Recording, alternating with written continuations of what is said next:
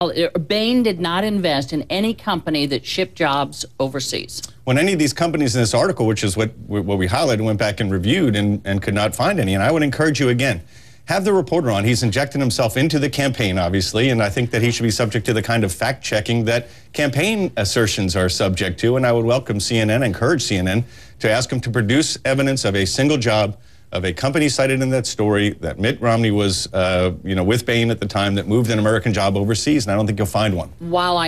Since I don't have him here, but I do have you here, what I'm getting at is that while he was head of Bain, let's forget the story. While he was head of Bain, did Bain invest in and advise companies that did ship American jobs overseas? Well, you're saying no company at Bain did that while he was there? I'm not aware of that, but I think what happened in this story, near as we can tell, is that the reporter confused the notion of outsourcing. Now, a lot of American companies outsource. They outsource domestically, though, as well. For example, the Obama for America campaign outsources from its own campaign telemarketing services. To Omaha or wherever it is. Exactly. Right. No, I understand CNN may outsource some video editing projects. So I think the reporter confused the notion of outsourcing, which happens all the time when you don't do all of your services in-house.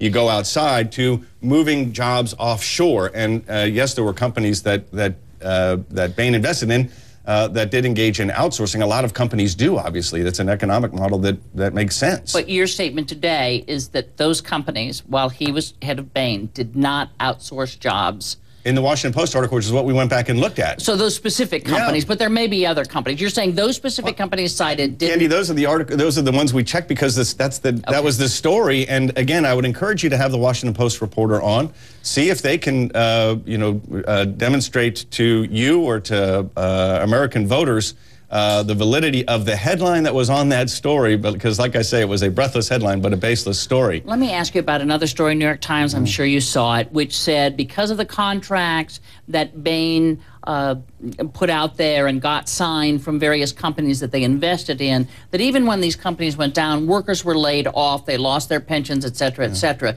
Bain always made a hefty profit. Again, there's nothing illegal about that. You know, Bain was there to make a profit for his investors. But it's such a hard sell to what right now is the core of Romney's support, isn't it? Which is that, the working class voter who's seen so many of those jobs go away. Well, let me just say, in terms of the Bain, I think Bain put out a statement that said that that in that story they confused fees for profits, and that they didn't make a profit in those instances. But I'll refer that to Bain. Look, the fact is that when Mitt Romney was involved with Bain Capital, it was very successful in generating jobs. You look at companies like Staples and others. There's no records. This is we're always look kind of Staples. arguing Can you in a go into a Staples? here. There's a lot of jobs when you walk into a Staples. But a larger picture we don't have.